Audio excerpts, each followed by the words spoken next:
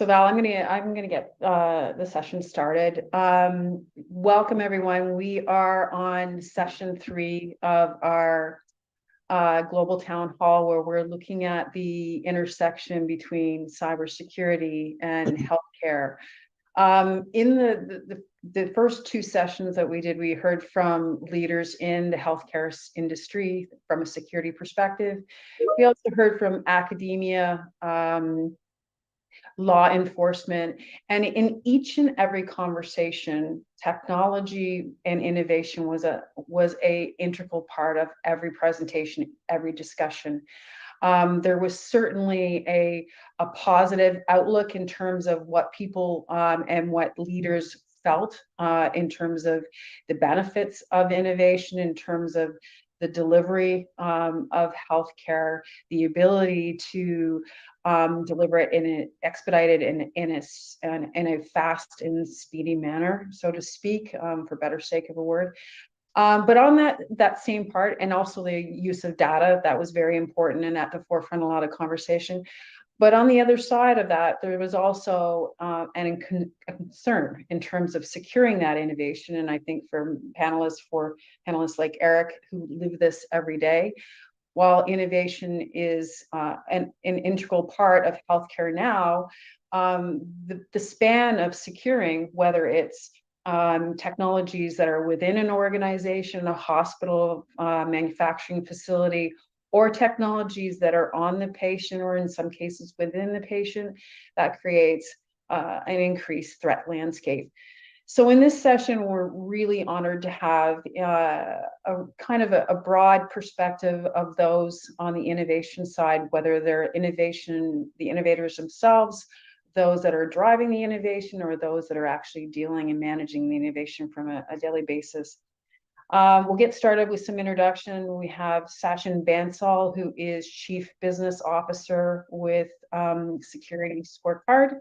We have Campbell, who is Chief Marketing Officer with Claroty. We have Kiril, Goncharuk, our good friend, who his day job is CIO of Ukraine Telecom, but is also founder and CEO of an exciting new Ukraine-based startup called Cheif. And we have Erik Decker, who is VP and Chief Information Security Officer with Intermountain Health. So, Sachin, I'm going to start with you, because one of the things that was really at the forefront on the very highly positive and promising side of innovation was the data, and the way in which the possibilities for data and the use of the data in the healthcare sector moving forward.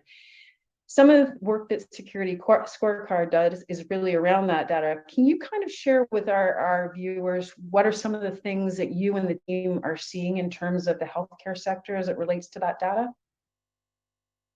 Sure, I'm happy to, Catherine, and a big thank you to CFF for having me and my colleagues here to speak about cybersecurity challenges in the healthcare sector from the innovator's perspective. My name is Sachin Bansal. I'm the Chief Business Officer of Security Scorecard. We are the credit ratings for cybersecurity. We also do professional services, and we are obviously big believers in metrics and KPIs.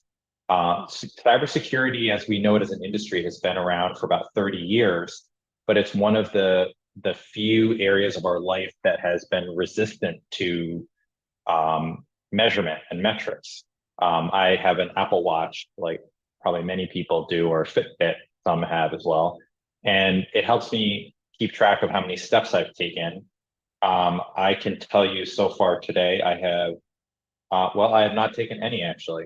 So that shows you how much activity I've had this morning.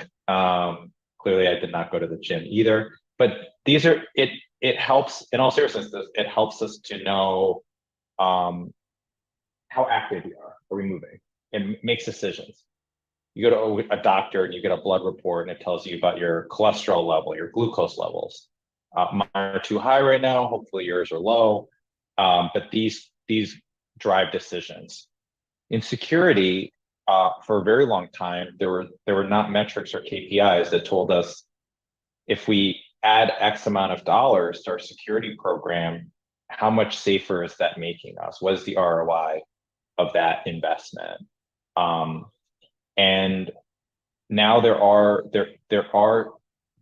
is at least one cyber risk metric known as security ratings, which the U.S. Cybersecurity and Infrastructure Security Agency, or CISA, has globally recognized as a cyber risk metric, and one that most of the Fortune 100 at least are using, and increasingly governments are using security ratings as well to help them as a data point to measure cyber risk.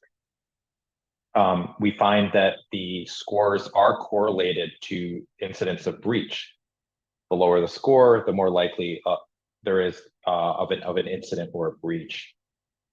In not just in healthcare and in other industries, there's been a lack of standardized metrics, and that has made it difficult to assess cyber risk. And some metrics that are used are outdated.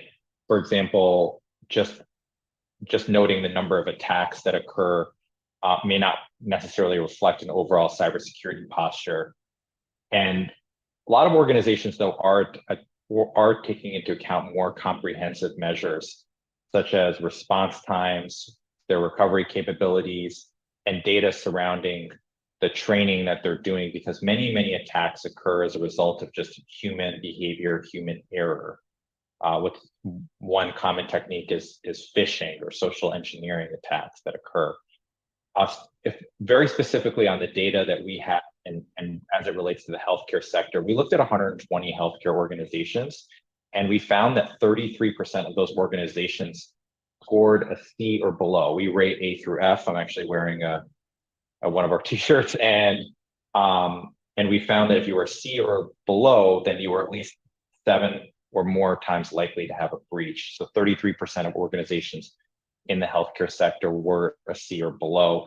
70% in that group had been exposed to at least one high severity CVE, which is a common vulnerability. And 39 malware families were found across 30 organizations. In healthcare in particular, there are many organizations which the US government is now calling target-rich and resource-poor entities. So these are target-rich because they're high-value targets. They have personal and sensitive data. In the case of healthcare, obviously it's patient data, but they're resource-poor because for some healthcare organizations, particularly in rural areas, they are under-resourced when it comes to cybersecurity and have challenges on prioritization. I'll just conclude by sharing that ransomware is obviously a very big problem, particularly in the healthcare industry, where many healthcare organizations have essentially been held hostage. Surgeries cannot be performed, medical procedures can't be performed until a ransom payment was made. The good news is that ransomware actually has been trending downwards.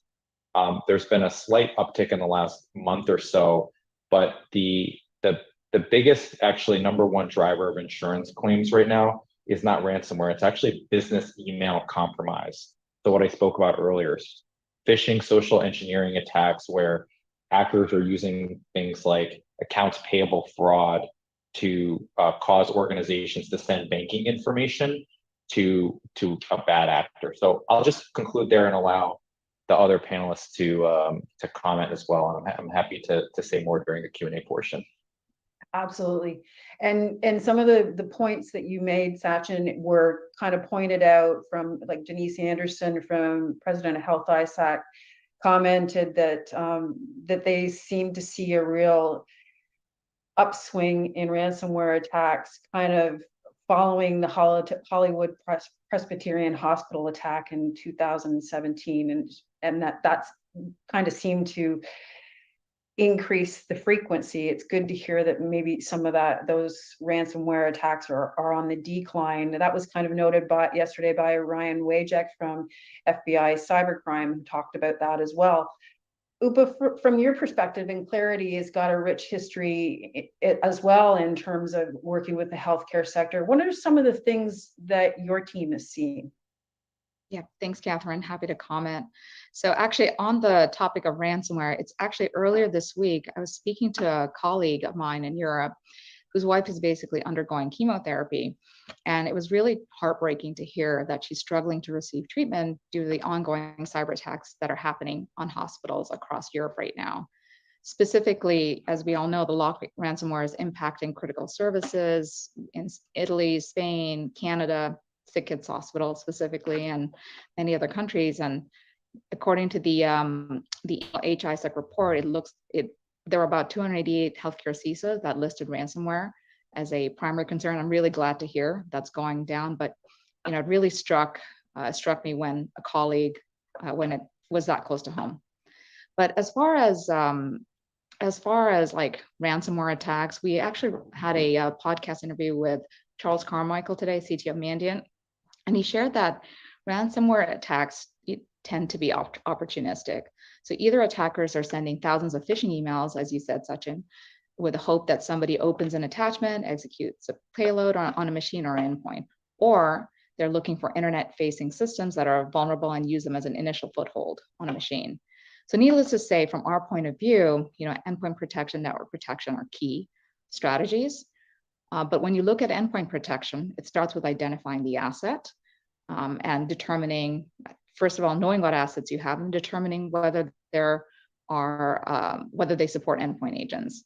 And the recent landscape analysis by the HHS mentioned that the lowest coverage in terms of the NIST CSF framework was for the identified pillar. And particularly within that, it was to being able to identify supply chain risk as well as assets. And but to be honest, this is unsurprising, given that the number and types of devices that are connected within hospital environments today is rapidly increasing. So when I talk about that, what I'm talking about is assets go beyond your traditional IT servers and endpoints. Now you have medical devices, such as MRI machines or infusion pumps that are connected. You have facilities equipment, such as elevators and HVACs that are connected. Granted, we're not seeing a lot of attacks through those vectors, but it is pretty important. It is possible for attacks to enter through one entry point, such as phishing for a specific endpoint, and spread to the rest of the assets in the network. And so, installing endpoint protection is something that we strongly believe in. But one of the things that we discovered in our research is that of all the environments that we were looking at, only 13% of medical devices do support endpoint protection agents. And so despite that, it is important to find these devices and install these agents. So that's step number one. But then beyond that, what we've seen is that ransomware also acts as a smokescreen to distract a target while the threat actor is moving throughout the organization to other systems and potentially controlling and exfiltrating data from those systems. So as a result, that goes to network protection. And so I think one of the really interesting stats from CrowdStrike was that it just takes an hour and 24 minutes from an attack to move laterally from the initial compromised host to the next endpoint. And so I think all of us are familiar with the University Health Network, which was impacted, where 1,300 servers and 5,000 endpoints were impacted. And that basically led to 25 days without email and 40 days without imaging. So it's really critical to have a solid understanding of normal communications and behavior within an enterprise. And our research showed that 72% of medical devices are connecting and communicating with the internet. And this excludes manufacturer or endpoint security communication. And given that we just mentioned the fact that a lot of medical devices don't support endpoint security, it's really important to identify these devices and then implement network segmentation type of controls to reduce risk. So these are a couple of interesting stats that we're seeing on our side. And obviously I'd love to hear from the other panelists on their point of view on how they view these type of technologies from a strategy standpoint.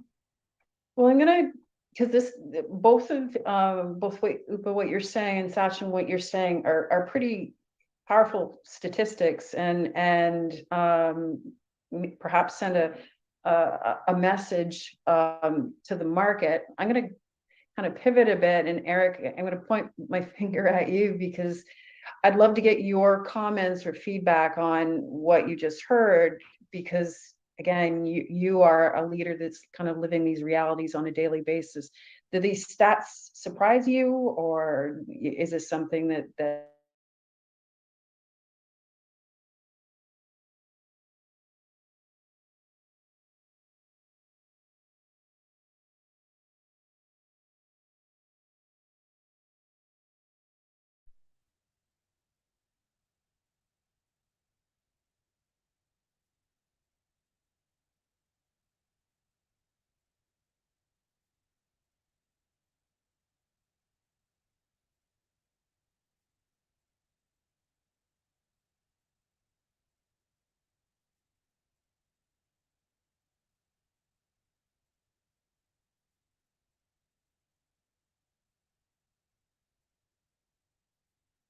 So there's healthcare, of course. Other industries are such as finance, oil and gas, water, transportation, agriculture. These are all things that we rely on in the United States for that generally are industries run by private organizations, though there's a national interest associated to them.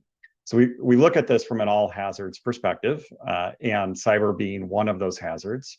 The cyber working group is the specific working group that is organized to try to tackle this particular challenge.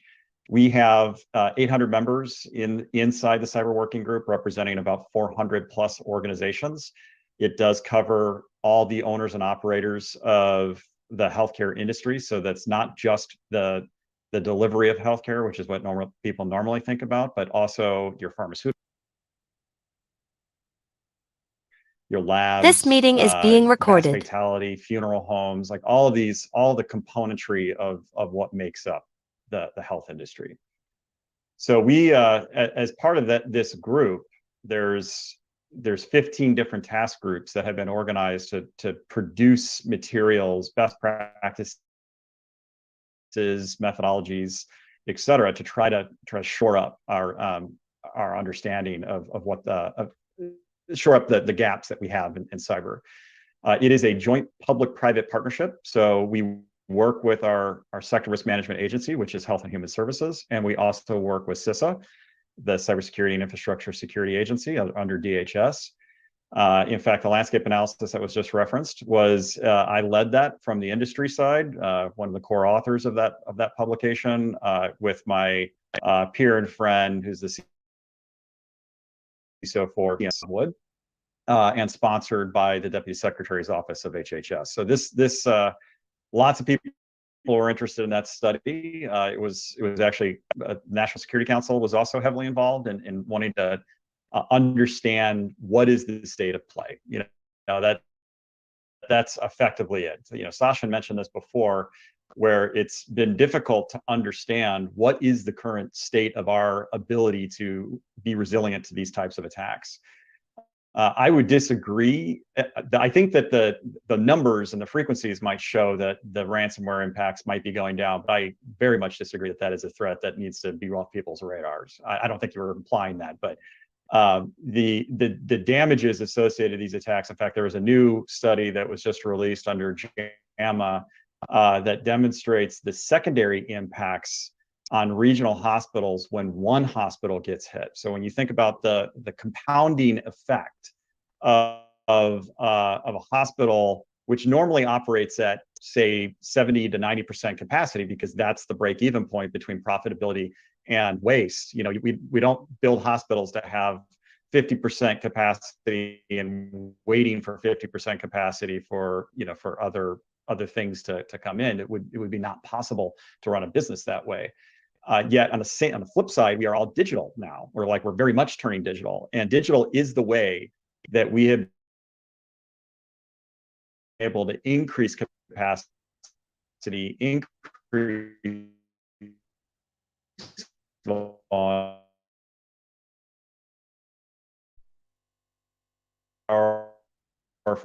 48-hour periods of time. But when you're starting to get into the 30 on the system, absolutely.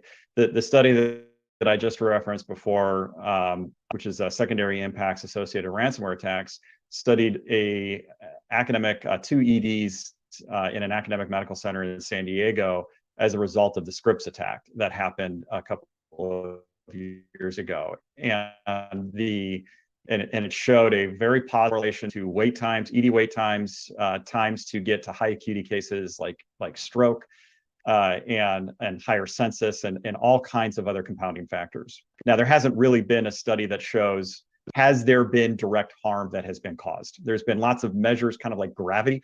We're trying to measure the influence of these things around the damage itself. I don't think it's a far leap to assume that there has been issues associated to that. But suffice it to say, that going back to the landscape analysis, that the entire point of that was to publications that we have produced. We've had a publication out of from this working group since 2019. Industries.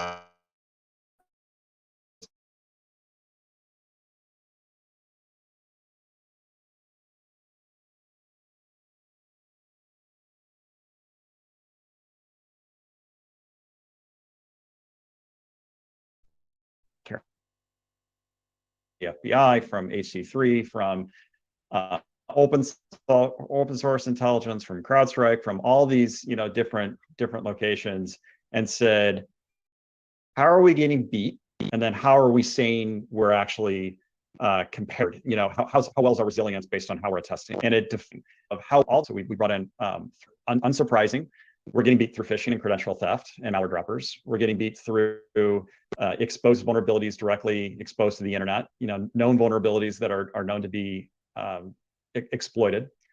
We're getting beat through third parties, and third parties, from a resiliency perspective, we're talking about the ability to care for patients and run an organization. The data theft, of course, is important, but we really didn't focus in on data theft because data theft is not the thing that causes patient care to be impacted. It's a different type of an impact. But when you look at third parties, you have third parties that are running mission critical and life critical services and systems for us now. And we have third parties that connect to us. We are a very tightly connected ecosystem. There is no such thing as a hospital with four walls and that's it. It is vendors and suppliers and everybody sort of connecting in and out. And so with those three main vectors of access in, there are some things that we're doing well and there's some things that we're not. So the couple of different focuses, so this whole study was really intended to be, let's get at an understanding of diagnosing the problem in a very material way, in a very measured way. It's a first of kind study that looked at the depth inside of our hospital systems. It was really based on two core industry studies that are done on a yearly basis. The first one was the Chimes Most Wired survey, which asks about 90 questions of the study participants, which represents about 1,700 hospitals. And the second study was an AHA-sponsored study by Sensinet that asked about, I think it was about 600 questions on a very, very deep, rich question set about where you are in the CSF, the cybersecurity framework, where you are pursuant to HICCUP, 1 to 4 Likert scale kind of study, so shades of gray, because we're all in shades of gray. These are not yes/no kinds of questions, and there was a ton of rich information that came from that. So, I'll give you another example, another stat. The hospital environments, we know phishing still continues to be a primary attack point. Sachin referenced the business email compromise attacks. What do? They break in, they get into your email systems, they use that email account to further an ACH fraud attempt, or buy gift cards, or do all these kinds of things, leveraging the trust that comes with that account.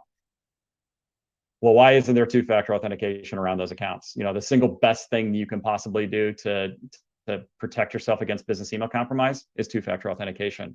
We found 91% of the participants have two-factor authentication around their email. Why do the 9% not have two-factor authentication around their email? So those kinds of studies, when you marry these things up between what we know is the absolute way that attackers are getting in, and then what our attack vectors are is key. Ultimately, the so what in this is, well, where's this all going? So HHS and the cyber working group, Congress is also very interested, are looking into interventions. So what do we need to do to really make a specific sort of a defensive mechanism into this industry to make a material change? And so a lot of those conversations are happening right now. So while I think Kiril unfortunately logged off, we're trying to get him back online. This is really interesting. And I wanted to, because a lot of the comments that you're making were comments that were made by some of your peers and in our first session.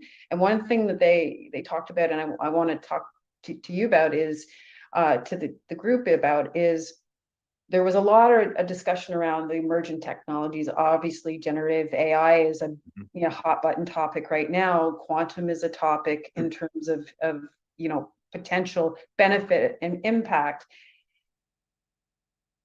How important is that, or how much of that discussion is, where do you see the most opportunity for advancement, and what are maybe some of the concerns that not only Sachin and Upa, you may be seeing from your clients and the discussions you're having, but Erik, from you and your peers? Is this technology, is there an ability to make the technology effective and secure if done correctly? Because I think that was some of the concerns that we heard from leadership. Is there that interaction happening between the healthcare sector and the innovation sector, or does it need to be improved upon? Yeah, so I think with any emerging tech, it's always very interesting to see how the hype curve and the explosion of interest, and then sort of the reaction and reality of it, and then so you think about like the hype curve, and then sort of you get into the valley of disappointment or disillusionment, I forgot what they called it, and then you get into like a place of actual of meaningful use of the tech. Generative AI is super interesting. I mean, it's the very fact that, I've used it just for personal questions, things that I feel at times like I should have known the answer to something, and I'm like, I forgot this. This was college, 25 years ago. Like, what? How do I do this again? And like, I have it tell me things, and it's like, okay, incredible. Like, what that tech can do. So there are limitations with it as well.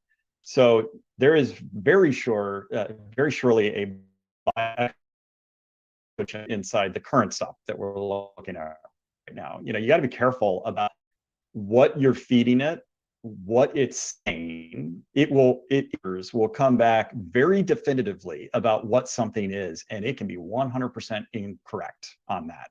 And so you can't just blindly follow, what the AI is saying. And that's part of the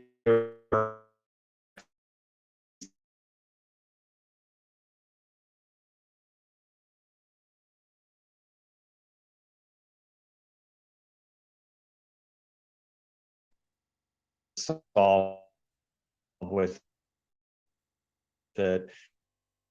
And there is, and from a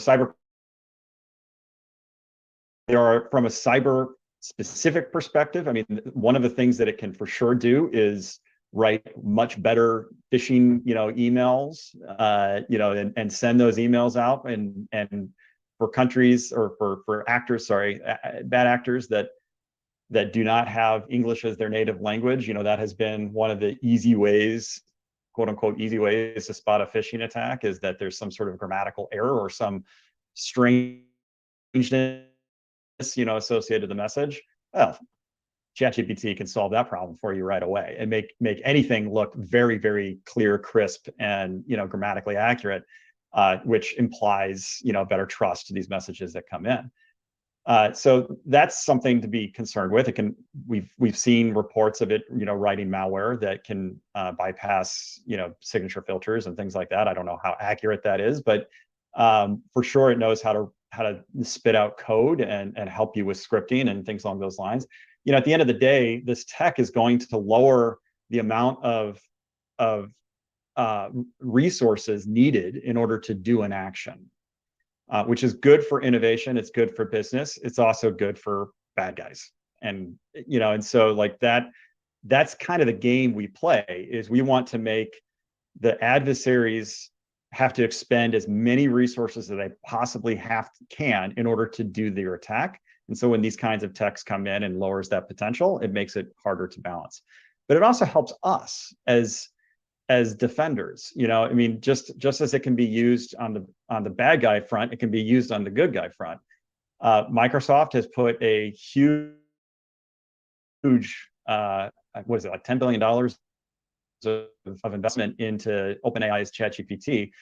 They have a fork in their environment that is a safe sandbox kind of environment where you can not worry about data leakage if you have all the right controls in place with it, and you can play around, you can do stuff. They put Copilot and building in like all this AI tech from their active defense and SOC and SIM functions. I mean, that's the good guy front, where you're able to leverage these tools and tech in order to also reduce the resources that are necessary to protect against it. So we have to be open and welcoming to these technologies, but I also think that we need to be realistic about these technologies. It's not like what we have right now is not solving all the problems. The singularity is not here, but there is the potential for this to be very, very actionable, very beneficial, and we should embrace that. So when you talk about the emerging technologies, and I'll flip this over to Sachin, what does that do from a security scorecard perspective in terms of managing and measuring that risk? Because I think it's the consensus from the first 2 days was you're not stopping the pace of innovation. The train has left the station, and that's the reality, and there's a lot of good to be had. But in terms of measuring that risk, does that emerging technology create challenges for companies like Security Scorecard in terms of keeping pace? Yeah, I mean, Erik, first of all, you're doing tremendous work with the Sector Coordinating Council. We also do a lot of work with CISA, and a lot of what you said I had not heard about. So even I learned something, which is always my favorite part of being on any webinar, whether I'm speaking or in the audience, is to learn something. So big thank you for the work that you're doing and driving. And you made a great point about being careful on the accuracy of even something like a GPT. So GPT's data is updated as of September of 2021. And while that might sound a bit outdated, the reason is because it's resource intensive to have it be more updated than that. And so you have that time gap issue. One interesting thing that anyone can do is you just type in put your name at the name of your company and see what you get back. And it's entertaining. I did it for myself, and it confuses me with a person who has the same name as me in India, who happens to be kind of like the Jeff Bezos of India. And it only spits out results relating to that person. I get that a billionaire e-commerce person is probably more interesting to GPT than me. So, but that's one of many examples on the accuracy piece. And it said it definitively, correct? Very definitively. Right, yeah. And yes, that from from the stats out there, right? Like 72% of companies are planning to increase their AI investments over the next 3 years. You have 59% of those companies who are viewing AI as critical to their business for the next year. 69% who are viewing it as critical over the next year.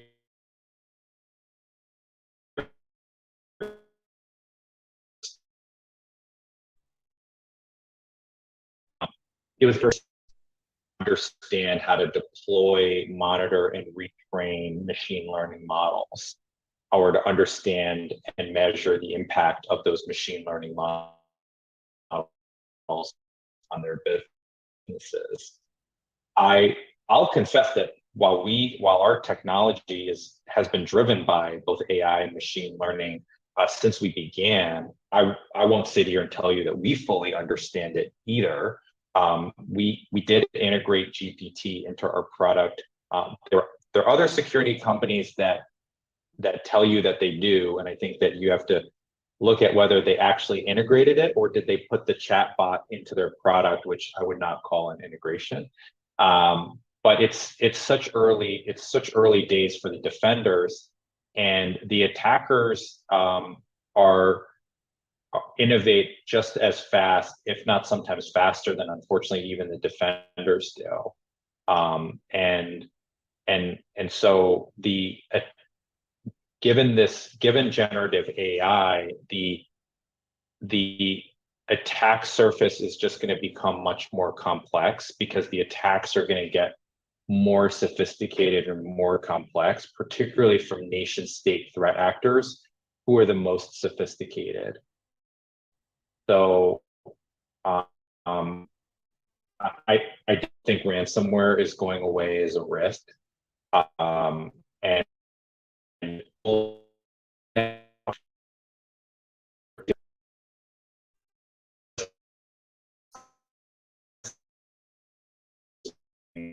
more somewhere because it's easy to do. You have to spend months and more resources for a business email compromise attack. It's quicker and faster, smaller payout. And there are, from what we've heard from the insurance industry, is that this is the reason why there's been an uptick in business email compromise attacks is because the war in Russia is still going on, obviously, but needs to be funded. So you do, and this is just according to the data from both the government and the insurance industry, but you are seeing Russian state-sponsored threat actors using business email compromise and getting those payouts as a means to help Russia to continue funding its war. And Sachin, that was a point that actually Denise Anderson again made during the first session was, there was, when the conflict in the Ukraine and Russia broke out, they saw that as being, that it was also that nation state attacks, that healthcare sector was part of the landscape that they went after. Now, Upa, from your perspective, and Claroty's team is having conversations with customers on a regular basis in the healthcare sector as it relates to risk and vulnerability management. Is that tech conversation part of those discussions, or what are you seeing based on what Erik and Sachin are talking about? Yeah, so I have to agree with them. I think AI can be really good or really bad. Obviously, really bad when it falls into the wrong hands. And so our vulnerability and research teams are very actively watching and looking for new types of threats based on the generative AI that our hackers are potentially using and innovating with. But also, I do agree that from a product team perspective, there's a lot of really good potential for improving the cybersecurity controls that we can provide. And so as an example, right, AI-based queries and analysis can be used to help users get a better understanding of the environment. They can use natural language to basically write queries and to ask questions about vulnerabilities, assets, as well as other details. Beyond that, you can also have AI-powered insights where you have alerts that are automatically contextualized, correlated, prioritized, and saves a lot of time and effort. So there's definitely the good and the bad is what we're seeing. So from the perspective of, again, we'll, keep on the innovation perspective, talk track, but one of the conversations, and it was made mention here today as well, was around resourcing. And it's the reality. If you are, Erik, probably your budget is much more significant and there's a lot more expertise that you have access to than maybe somebody who's running a regional health organization in northern Montana, so to speak. And we find the same thing up here in Canada. I mean, if you're in Toronto, where I am, there's a lot of major hospitals, but you drive, an hour and a half outside of Toronto, the landscape changes really quickly. Not only from a budget perspective, access to technology perspective, but also from bodies to actually be able to manage and secure that technology. How do you, is there a way to level out that playing field? And Erik, I'm going to ask you to start the conversation from both your day job perspective, but also the work that you're doing with some of these committees. Is that discussion ripe in terms of how do you make sure that those in more rural areas are getting the support they need as well? From a perspective of securing the organization, or from intelligence, also intelligence, best practices, AI. that kind of thing? Yeah, I think, maybe I'll go at this two angles. So from the perspective of just securing the organizations in general, the underserved populations are always front and center and prominent in what we're talking about. The larger organizations, the larger resource organizations, as you mentioned, I mean, we don't get me wrong, like it's not like we feel like we're just floating on money or resources and people and can just handle everything that comes along. We're stressed, but it's not the same as that northern Montana rural hospital that has maybe one IT person or two IT people, period. Like no cyber people, just, that is the representation of these critical access hospitals, rural hospitals, and so forth. Is there isn't, I don't even think AI is a conversation point that they're considering, because they're just, I'll use an example. On a site, this is a story that was told to me from a friend that said that they were doing site visits. They were bringing in some prominent people to kind of see a hospital, not an Intermountain hospital, but just a hospital. And they met up with the CEO of that hospital to sort of talk through, give them a tour of the hospital and so forth. And somebody came up to the CEO and said, "We need more ice in the ice maker." And he said, "Oh, sorry, hold on a second, I got to go get some ice." And he ran off to get ice. That's what's going on in the rural hospitals. So are they looking at ChatGPT and AI and trying to figure out if this is going to solve all their resource problems? Not right now. Is that going to come when it gets more baked and there's actual solutions that have been put into place? Of course, like that will, the detail of that will work itself in, but it's got to get worked out. Just like, the adoption of EMRs, electronic medical records, and all of that. The early adopters were the heavily resourced organizations, and then the later adopters were the smaller resource organizations. I think that's what we're going to ultimately see. They're not going to be on the bleeding edge, and so we still have to. We're in that formative phase right now with generative AI. Trying to figure out how we embed it into our clinical workflows, how it connects into our informatics. There are a number of companies that are out there that are working on solutions that embed into the product sets.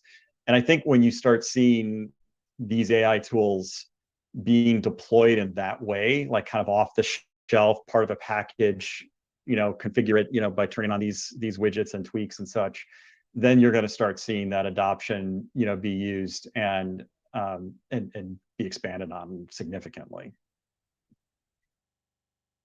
So from the rural perspective too, and I'll open up to Sachin and Upa, how does that how does that skew the conversation that you're going to have with, as you know, Erik said, you know, the rural Montana hospital and a T person, how do you approach risk? How do you have that discussion around risk? Because again, the conversation may be very different if you're having it with Erik. And again, I note that, because we've heard that a lot, no CISO, no matter what size of organization, has an endless pot of money in terms of budget.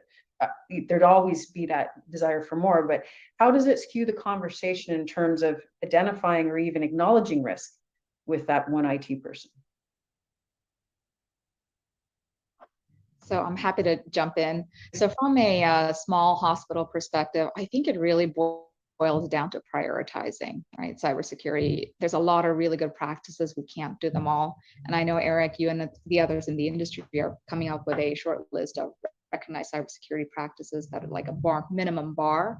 And I think those are really critical because like you said, there's one IT person and cybersecurity is like 10% of his job. If you can really like be a little bit more prescriptive and say, hey, really it boils down to getting this handful of things right to get to that 80-90%. And so those are the kind of conversations we're having with the smaller hospitals, which is don't try and boil the ocean, really just get focused on the things that matter most.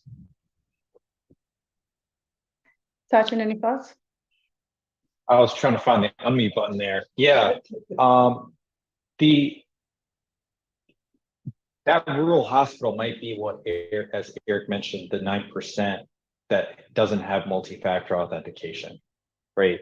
So there are just basic, most of the organizations, majority of the organizations that suffer some kind of breach, particularly in the, you know, the rural hospital is the target rich resource poor, right? The majority of them are suffering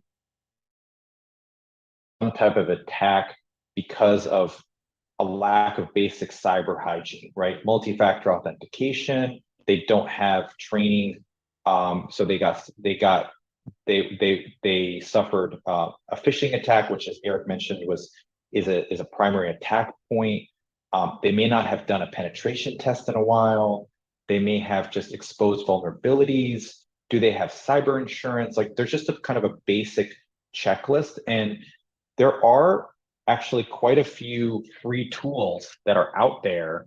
CISA, for example, maintains a web page, and I think it's called the free CISA cyber tools, and it's links to a number of tools out there, both from public and private organizations that CISA just collects and puts out there. The Global Cyber Alliance has toolkits as well, and Denise Anderson's group at the HISAC is just tremendous. We work with the HISAC and many other ISACs as well. So the ISACs are another resource too, and it sounds like the Healthcare Sector Coordinating Council is also another resource too. So there are free resources that are out there that should be, you can take advantage of. And Ryan Wajak, who is on our session from the FBI Cyber Crimes Unit, also was very emphatic about, you know, engage the FBI, engage law enforcement, not after an exploit, but engage us beforehand. We have free resources and tools. We will work with you. I mean, there are those resources out there. It's a matter of making that awareness go up.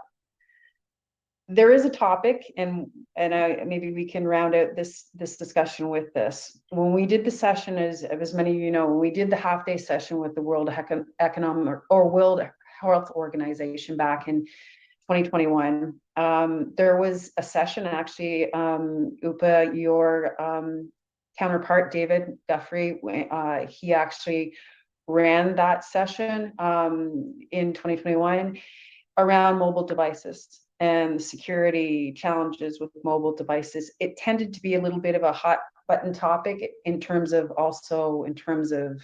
you know, are these technologies secure by design? Where are we, in your opinion, today when it comes to that collaboration, not only with mobile devices, but where are we in terms of a level of comfort? Has there been a progression since 2021, or is it still a challenge? And again, I seem to be picking on you, Erik, but I'm going to start with you because, again, it's part of your daily reality. So, mobile is the way I think what has changed with mobile and everything else is just kind of, it has been baked into our new reality. And I think in 2020, when the pandemic happened and everybody went home, and everybody tried to figure out, like, how do we go from an on-prem environment that we secure the four walls within the on-prem environment. And it wasn't like before 2020 we hadn't contemplated the fact that mobility is a key need, of our businesses and organizations, but it was for sure an inflection point where suddenly that reality that maybe some had been forgetting about or putting off to the side became a reality, and it was an absolute requirement. So, I think that it's not just the endpoint, that it all connects into. It's all interconnected. It's the identity, it's the understanding of, your conditional access, based on where you are, what you're coming in from, how comfortable and how much you trust the platforms that you're from the platforms you're connecting in from and the platforms you're connecting into. It's all ultimately interrelated. Mobility is here for sure to stay, period. And there are all kinds of solutions that are out there that support it from a corporate asset that you have complete and utter control over, and you restrict according to all of your policies and procedures, to personal devices that are going to be used for corporate purposes, and tools and tech that can slice up the personal device and have like a business function on it that doesn't interact at all with the personal side of it. Those are methods that can be used, and then connecting that to the identity and your access control is a really solid approach to managing it. I think our programs, depending on the size of your organization and sort of your circumstances, but our programs, if you're anywhere north of a medium-sized organization, has just got to contemplate the fact that your workforce is going to be in a lot of different places at any given time. And if you're trying to manage that in a manual way, probably not going to be able to stay on top of it. You need automated solutions, automated methods. This is another place, by the way, where AI and ML come in that can help, where you can make decisions you can build rules, based on, I've got an individual connecting from a device that I don't manage, that I've never seen before, coming from a region that we've never seen before. You can make on-the-fly access control conditional decisions based on those things. You can force a step up in multi-factor authentication, as an example. Or if you see Erik, who's always connecting from Chicago on his corporate device all the time and is always doing these things, probably Erik, and you can relieve some of those decisions. And that doesn't happen by people making tickets and pushing buttons and things like that. That happens because you have AI and machine learning, sort of in the background, making calls based on data and based on context of what's out there. Some products have this built in. Some people have built their own rule sets. They've built their own analytics functions, and yeah, that's sort of my long-winded answer to that question. Sachin, Upa, any thoughts on that one? So as far as mobile devices, I think this goes back to the point of really having a way to identify what devices you have. Knowing what they are allows us to then understand their risk profile. And also, if cyber attack happens, we need to understand where these devices are. So just having that like real-time inventory of what's in your environment in terms of assets, whether it's mobile or others, is really even more critical now. And I think, to Erik's point, embedding generative AI technology to help us better identify these devices beyond what we can do today is actually going to be really key. That's awesome. Okay, so one final question. I want to get your thoughts on this, and then because what part of the premise around this was, how do we, as an industry, being the cybersecurity industry, do a better job of contributing and supporting the healthcare sector? Because I think that's from our perspective, we see it as at least within the CFF world, we see it as important to be able to better understand what the current state looks like and how we can support. So what recommendation would you make, or what would you like to see in terms of future collaboration between the sectors? And we'll flip it up a bit, and we'll start with Sachin.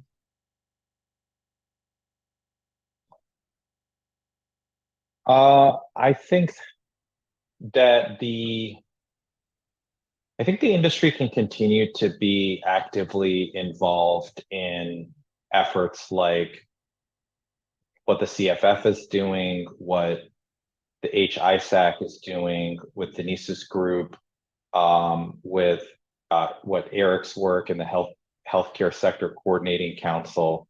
I mean, these are truly public-private partnerships, and giving actionable information.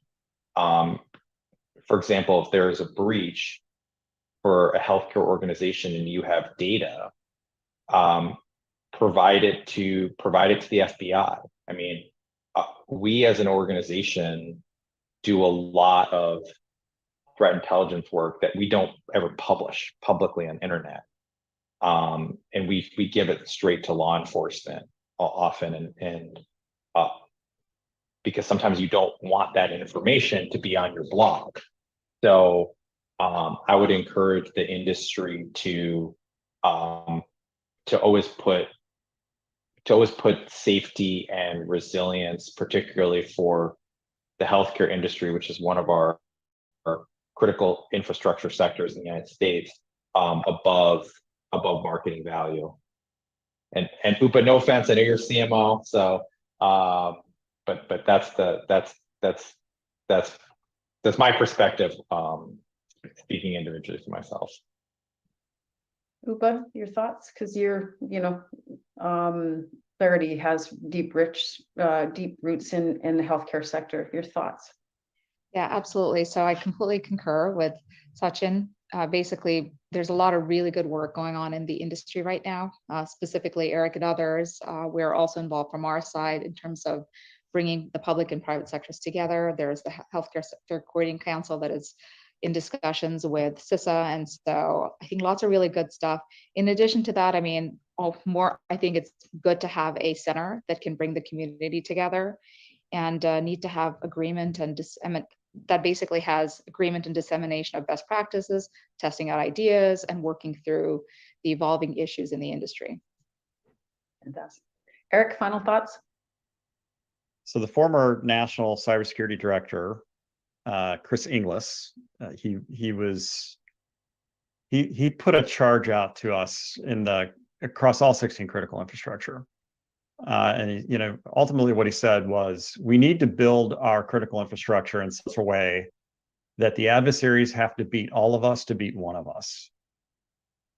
And I love that. I love the simplicity of that message. I love how easy it is to understand that message. And I love the absolute horrific challenge that is, because it is a massive challenge to actually make that a real deal. When you think about it, like, what are some of the core fundamental components? You have to beat all of us to beat one of us. That means that we need to act like an immune system. We need to act like, we have to have the ability to, when there is suspiciousness, anomalies, foreign objects, foreign antigens, those kinds of things that sort of enter into the immune system of critical infrastructure. We need to be able to have a response and reaction and defense against it. In order to do that, you have to have, there's core fundamental things. People have to be connected into their ISACs. Like, the ISACs are the tactical arm for defense.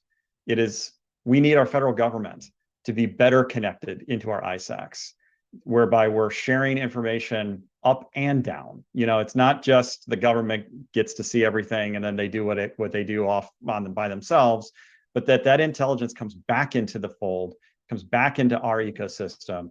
It comes back in an actionable way that is punchy, pithy, and reactionary. CISA has done some awesome stuff. HC3 has done some awesome stuff. The FBI does some awesome stuff. The NSA puts out things. Everybody's out there pushing flash reports. We're flooded with signals. How do we actually respond and react to this stuff in a way that makes us proactively defensive? That's the next step. And so, it comes in the tactical side of this, the ISAC's key, the public-private partnership key. We have to be strategic about it. We have to be thinking about where things are going to move and how we're going to react to where they move. But I think at the end of the day, if everybody just takes away, you have to beat all of us to beat one of us, and thinks about how you connect in as one of us, then I think we could be in a better place. Well, it's kind of serendipitous that, Kiril, you finally get back online, and I apologize for that. As this message is coming out from Erik, because Kiril, your day job, you're living that situation each and every day with what's going on in the Ukraine, but at the same time, you're building up a business.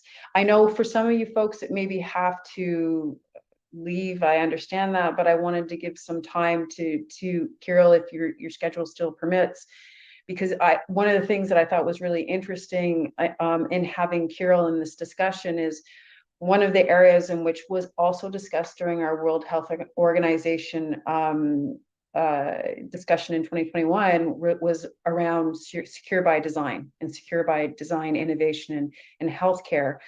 Kiril, maybe you can tell everyone a little bit about yourself, and your day job, but more importantly about Cheif and what you're doing with Cheif and some of the considerations around the security of the technology that were made when you were innovating. Yeah. Thank you for rejoining me. And sorry, we have a power outage here, so I was a little bit disconnected. I was following what guys saying, and it's really interesting to have and to have their thoughts. And for sure, that's as we go into the more democratization in the health tech, in the digital health, and digital health are moving to the end customers, to the patient, closer to the end devices of the customers.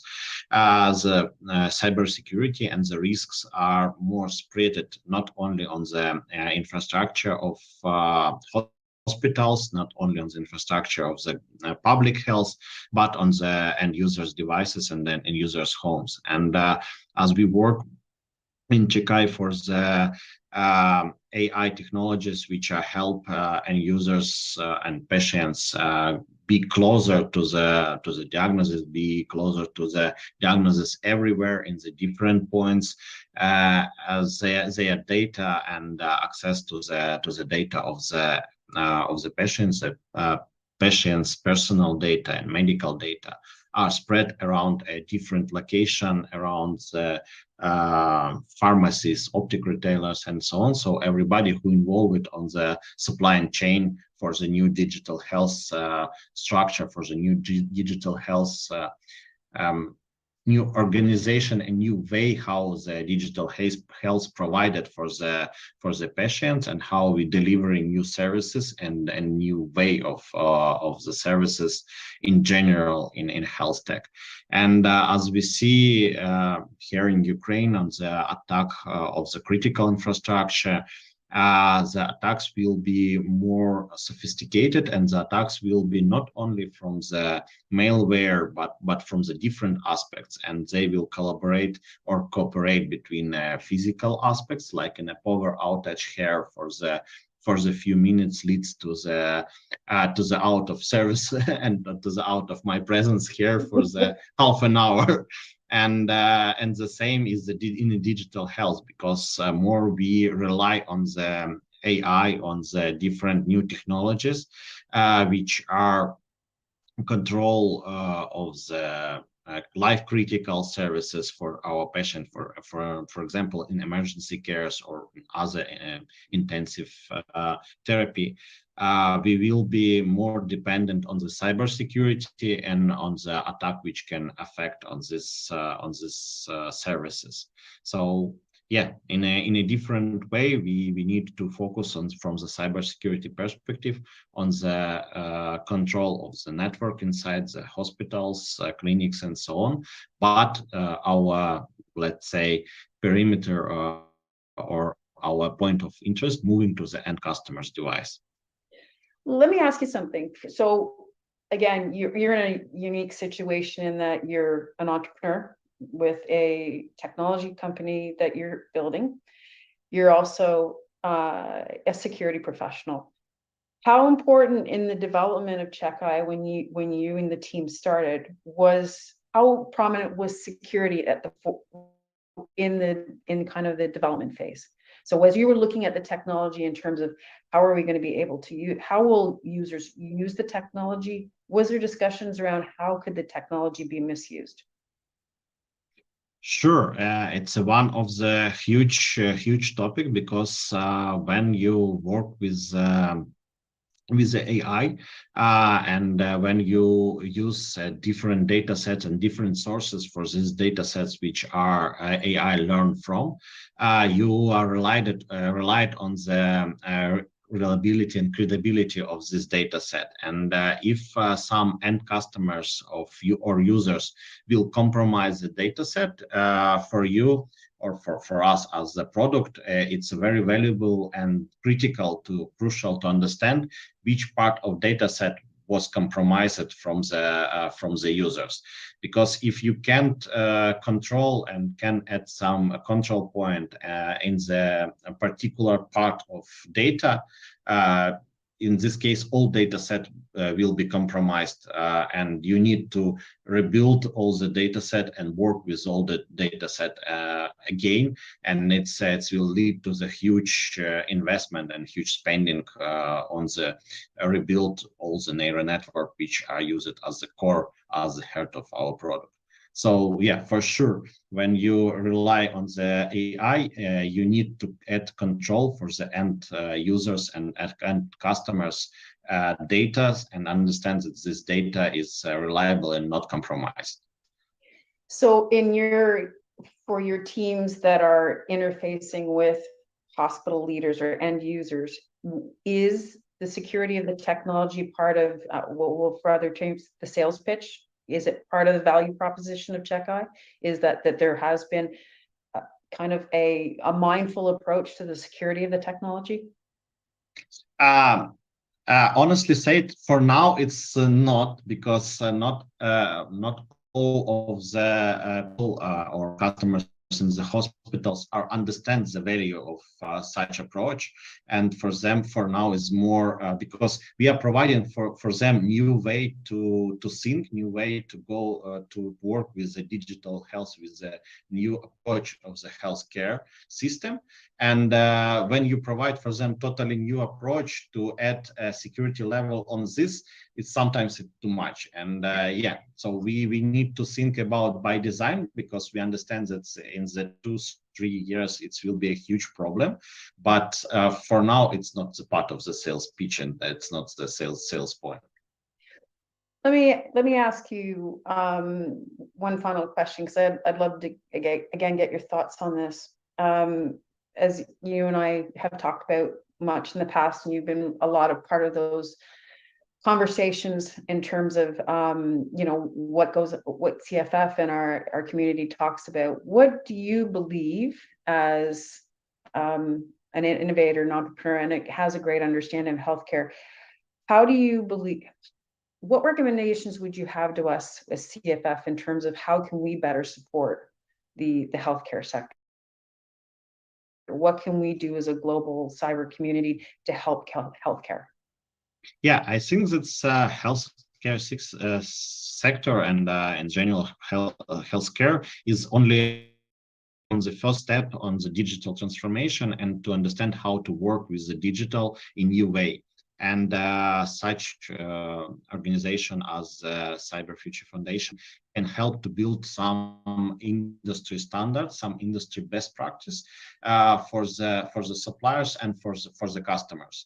And only if we have such industry standards for the critical infrastructure, and healthcare is a critical infrastructure for every economics, we should to have some industry standards on place and to compare how do we go closer and closer to them, because as other industry like an energy sector, like in a telco, they have their own industry standards which are in place for the long time, because they have a huge numbers of attacks, they have a huge numbers of a long history with the development and transformation. But healthcare is only now stepping on this way, and if such foundation can help to bring the best practice from the other part of the critical infrastructure and put it in place, the healthcare will start from the totally different level, and it's help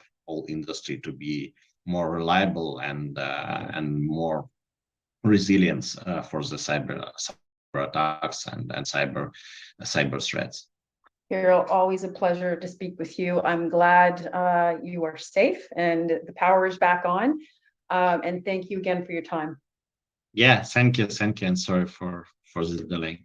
No problem. Take care. Yeah, take care. See you.